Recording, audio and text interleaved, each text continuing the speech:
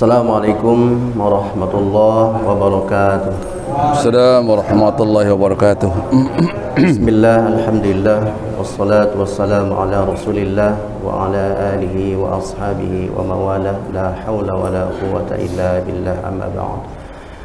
Masyarul muslimin, jamaah salat subuh yang dirahmati Allah, alhamdulillah kita bersyukur kepada Allah yang mana di pagi ini kita kembali melakukan ketaatan kepada Allah. Dan kita sudah melaksanakan sholat subuh berjamaah, alhamdulillah. Salawat dan salam tak lupa kita aturkan kepada baginda kita, tauladan umat Nabi Allah Muhammad sallallahu alaihi wasallam. Allahumma shalli wa sallim wa barik alaihi. Sahabat serta pengikutnya, mudah-mudahan kita sebagai umatnya menjadi umat yang terbaik, umat yang selalu menghidupkan daripada sunnah baginda Rasulullah sallallahu alaihi wasallam. Man uya sunnatin faqad ahabani wa man ahabani kana ma'i fil jannah. Hadirin ikhwatul iman jamaah salat subuh yang dirahmati Allah, alhamdulillah guru kita, ustaz kita telah hadir di tengah-tengah kita. Terima kasih Ustaz atas kehadirannya. Yang akan menyampaikan pada subuh pada pagi ini Ustaz Haji Munawir Haris. Kepada Ustaz kami persilahkan. Assalamualaikum warahmatullahi wabarakatuh. Waalaikumsalam. Assalamualaikum warahmatullahi wabarakatuh. Waalaikumsalam. Alhamdulillahilladzi faddalana ala katsirin min ibadihil mu'minin. Wa salawatullahi wa salamun ala ibadihil ladzina istafa. Wassalamu ala man ittaba'al huda. يقول الله سبحانه وتعالى في محكم تنزيله وهو أصدق القائلين أعوذ بالله من الشيطان الرجيم بسم الله الرحمن الرحيم شهر رمضان الذي أنزل فيه القرآن هدى للناس وبينات من الهدى والفرقان. قال الرسول القرآن والصيام يشفعان في القيامة أو كما قال رسول الله صلى الله عليه وسلم. Hadirin hadirat, ikhwan akhwat kaum muslimin muslimat yang taat kepada Allah Subhanahu wa taala. Baru saja kita sama-sama laksanakan sholat subuh berjamaah, kemudian diimami oleh guru kita. Subhanallah, jarang-jarang yang saya tahu imam yang sampai bisa menggetarkan hati ketika beliau membaca. Sejujurnya saya merasakan seolah-olah diajak ke suatu tempat yang amat sangat agung dan mulia. Begitu dibacakan oleh imam yang kita ikuti tadi, subhanallah, semoga subuh kita kali ini menjadi andalan amal ibadah kita di sisi Allah Subhanahu wa taala. Segenap pengurus besar Masjid Jami' Al-Furqan yang saya banggakan, masyarakat yang ada di sekitar Sumur Batu ini, sekitar masjid ini juga yang saya banggakan. Bukan hal yang baru di sini, saya termasuk keluarga besar Sumur Batu karena terjalin silaturahmi, persahabatan, persaudaraan saya dengan warga Sumur Batu ini sudah berjalan puluhan tahun.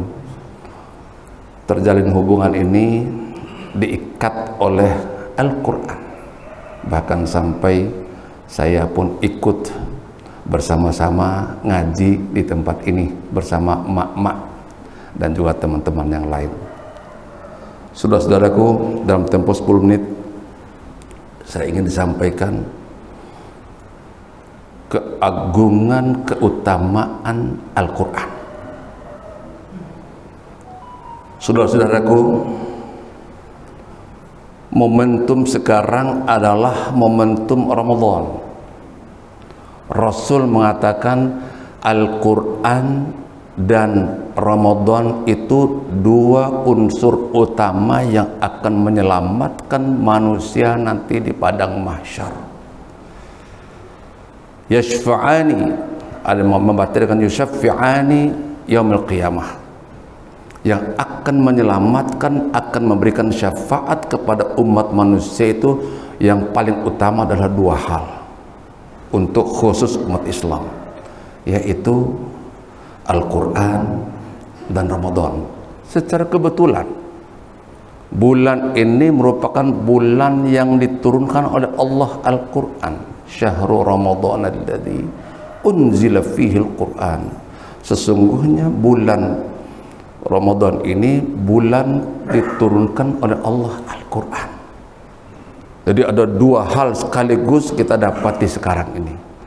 Namun yang menjadi masalah, saudara-saudaraku sekalian, nanti pada waktunya akan dimintakan pertanggungjawaban oleh Allah Subhanahu wa taala sejauh mana ngaji kita. Nah, ini kebetulan sekali bidang saya itu bidang alif bata, mengajarkan Al-Quran. Saudara-saudara sekalian, kapan Al-Quran ini menjadi syafaat? Syafaat itu adalah payung. Payung itu adalah pengayom yang menangkal. Kenapa demikian? Dikisahkan dalam tafsir Ibnu Katsir jilid keempat. Rentetan mereka yang akan dilalui ataupun diuber oleh seluruh umat manusia nanti dari akhirat. Ada 6 nabi dan rasul. Al-Kisah yang kita baca Al-Quran hari ini akan menjelma menjadi payung penangkal begitu dahsyatnya matahari nanti di padang mahsyar.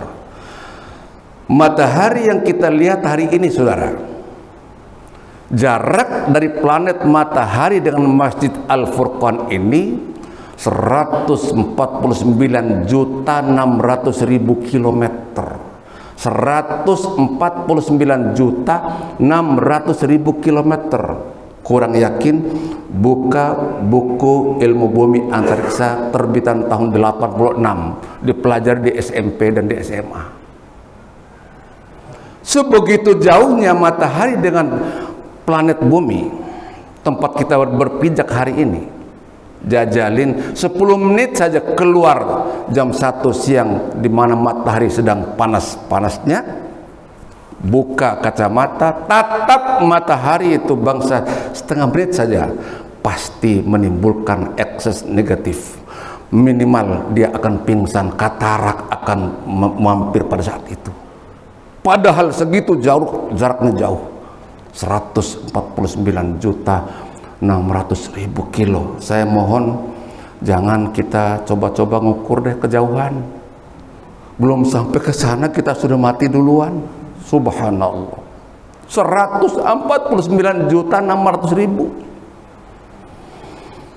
Sebegitu jauhnya nanti akan menjelma hanya menjadi 20 cm di atas kepala manusia.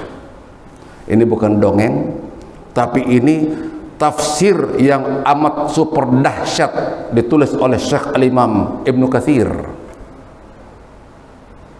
Semua umat manusia di padang mahsyar akan menjelma menjadi 20 cm ini matahari. Kayak apa berat dan dahsyatnya pada saat itu.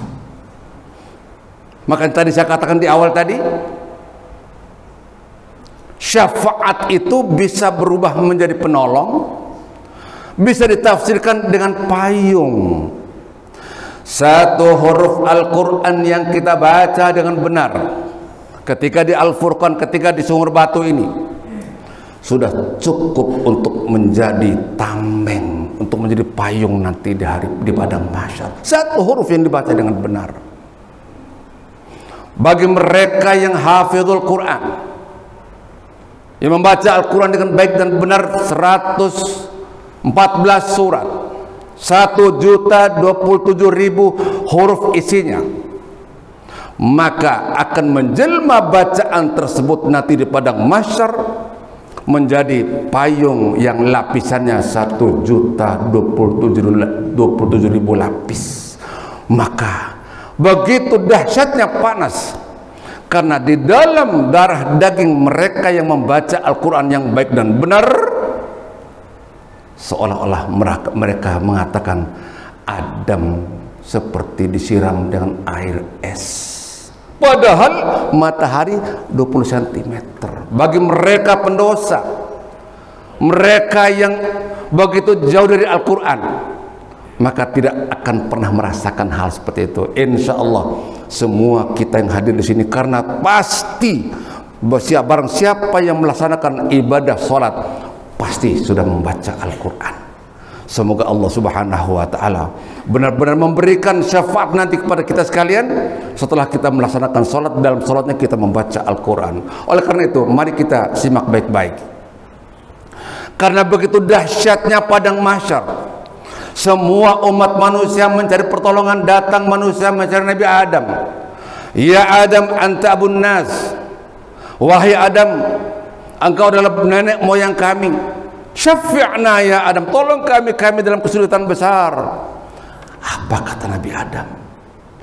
Adam mengatakan, meskipun nyata-nyata kita adalah anak cucunya Nabi Adam, dia mengatakan, lastuhunakum, bagaimana mungkin aku bisa menolong kalian wahai anak cucuku? Aku dan nenekmu saja sampai detik ini masih bertanda tanya. Apakah Allah telah benar-benar mengampuni kami hanya memakan jambu monyet? Saudara sekalian, buah khuldi, ya kata kita analogikan dengan jambu monyet.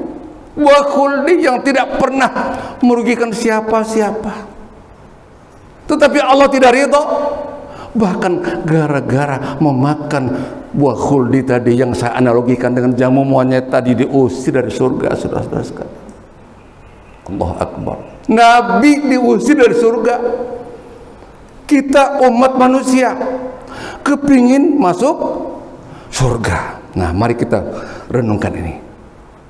Nabi gara-gara memakan buah khuldi diusir. Makanya beliau mengatakan, lastuhunakum, tidak mungkin aku bisa menolong kalian. Temuin anakku, cucuku, namanya Nabi Nuh. Datang semua umat manusia ke Nabi Nuh. Ya Nuh, anta awwalur rasul. Ya Nuh, wahai Nuh, engkau adalah Rasul pertama yang diutus oleh Allah Subhanahu wa Ta'ala di atas muka bumi. Syafi'na ya Nuh, syafi'na ya Rasul, tolong kami dalam kesulitan besar. Apa kata Nabi Nuh? Wahai anak cucuku, 900 tahun aku berdakwah, al-lail wan nahar, siang malam berdakwah untuk mengesahkan Allah Subhanahu wa Ta'ala, untuk mengajarkan umat manusia. Yang Islam hanya 80 orang. Allah Akbar, 80 orang, padahal beliau berdakwah 900 tahun. Termasuk anak dan istrinya kafir kepada Allah Subhanahu wa Ta'ala. Siti Kafarah nama istrinya, Kan'an nama putranya, justru membangkang. Malu aku kepada Allah, wahai anak cucuku, enggak mungkin aku bisa menolong kalian. Anakku saja, istriku saja enggak bisa aku tolong. Temui cucuku yang bernama Ibrahim. Datang semua kita ke Nabi Ibrahim, umat manusia, atas saran Nabi Nuh. Nabi Ibrahim mengatakan, lastuhunakum, bagaimana mungkin aku bisa menolong kalian? Aku pernah berbohong. Padahal bohongnya Ibrahim ini bohong ilmiah. Ibrahim, kata Raja Tengik namanya Namrud, kenapa kamu motong leher Tuhan aku?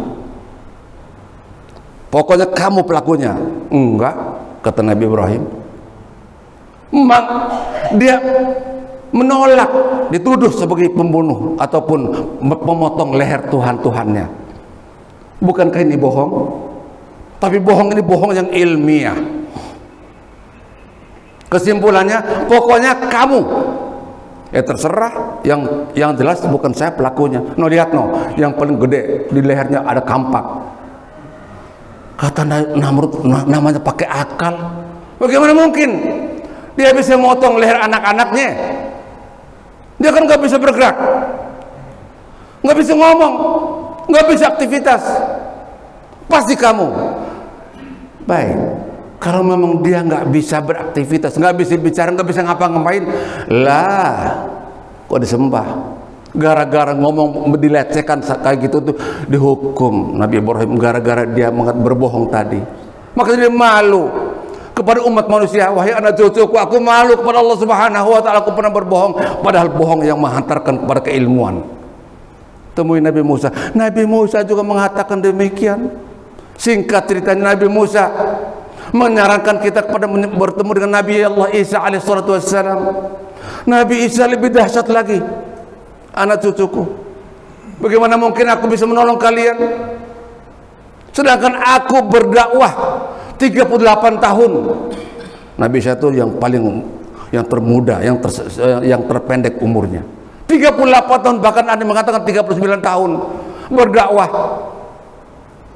Tetapi mereka justru menuhankan aku, justru menyembah aku, malu aku kepada Allah Subhanahu wa ta'ala. Yang paling aku sayangi dan aku cintai, temui cucu saya, temui cucuku yang bernama Khatamul Anbiya wal Mursalin, Muhammad sallallahu alaihi wasallam. Semua umat manusia berbondong-bondong mencari kanjeng Nabi kita Muhammad sallallahu alaihi wasallam. Ya Rasulullah, ya Khatamul Anbiya, syafi'ana, tolong kami. Kalau Adam, Nuh, Ibrahim, Musa, Isa menolak untuk memberikan fasilitas, memberikan pertolongan, Rasul mengatakan, ada apa kalian? Kami dalam kesulitan besar ya Khatamul Anbiya Mursalin, tolong kami. Baiklah, aku akan bermunajat dan bersujud kepada Allah Subhanahu wa ta'ala. Keluar statement beliau dalam surah Al-Maidah ayat 118. In tu'adzibhum fa innahum ibaduk wa in taghfir lahum fa innaka antal azizul hakim.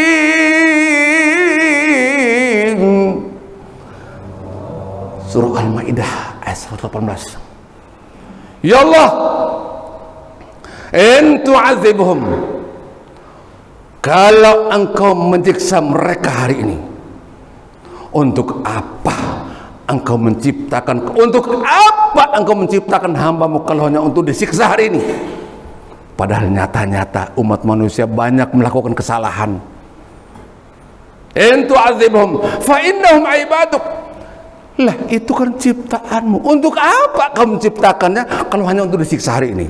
Hamba mohon, bebaskan mereka, jangan disiksa mereka hari ini. Wa in taghfir lahum, padahal kalau engkau mengampuni, kalau engkau memaafkan mereka, fa innaka antal azizul hakim, tidak akan pernah mengurangi keagungan, kemuliaan, keperkasaan engkau ya Rabb. Ini Nabi marah sekaligus mohon, marah sekaligus itu menjunjung apa namanya itu, memohon kepada Allah Subhanahu wa ta'ala supaya kasihan kepada kita sekalian. Kalau engkau menyiksa mereka hari ini, ngapain diciptakan? Buat apa? Aku mohon, bebaskan mereka, maafkan, ampuni mereka. Ada ulama yang mengatakan ayat ini Rasul mengulang sampai 8.000 kali. Qaul yang kedua mengatakan, ada yang mengatakan 3.000 kali. Baru ada respon dari Allah Subhanahu wa ta'ala. Enggak bangun-bangun Rasulullah sujud. In tu'adzibhum fa innahum ibaduk. Setelah capek Rasulullah, Allah cuma mengatakan bahasa kitanya, iya, aku udah dengar. Akhirnya apa yang terjadi saudara-saudara sekalian? Karena Allah mengatakan iya, umat manusia merasakan seperti disiram dengan es marjan di tengah padang pasir Sahara, merasakan nyaman seperti tidak merasakan apa-apa, padahal matahari setiap detik angus, setiap detik hidup, angus, hidup, hangus, hidup. Begitu Allah mengatakan aku sudah ampuni mereka, maka mereka yang Allah berikan pengampunan tersebut merasakan seperti disiram dengan es. Sejurus kemudian Jibril berteriak, "Ya Muhammad!" Muhammad, ada apa Jibril? "Halak ummatuk, halak ummatuk." Celaka umatmu, celaka umatmu Muhammad. Rasul sampai paning, sampai naik darah, sampai marah pada Jibril. Jibril, ngomong apa kamu? Halak umatuk, yang ketiga kali, celaka umatmu. Jangan sembarangan. Allah Subhanahu wa ta'ala barusan mengatakan sudah memberikan syafaat, memberikan pertolongan, merasakan Adam semua umat manusia. Betul ya Muhammad, kata Jibril. Kenapa kamu ujuk-ujuk mengatakan halak, celaka? Jelaskan kepada aku. Akhirnya Jibril menjelaskan. Ini kata kuncinya, saudara-saudara sekalian.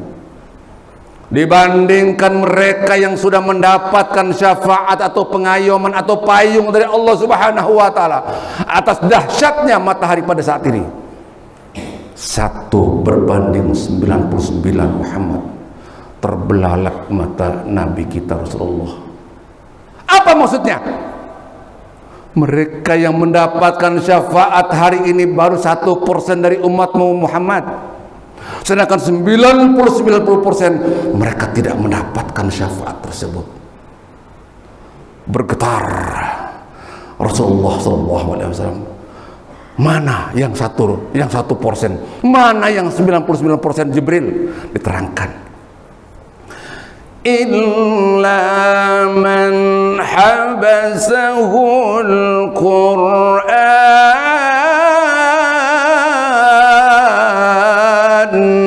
illa man habasahul Qur'an. Jibril berteriak, illa man habasahul Qur'an. Mereka yang 1%, wahai Muhammad, umatmu ketika dia ada di Sumur Batu, ketika ada di Indonesia, ketika ada di Amerika, ketika ada dimanapun mereka berada, selalu muhabbah dan Al-Quran, selalu berorientasi ingin membaca Al-Quran.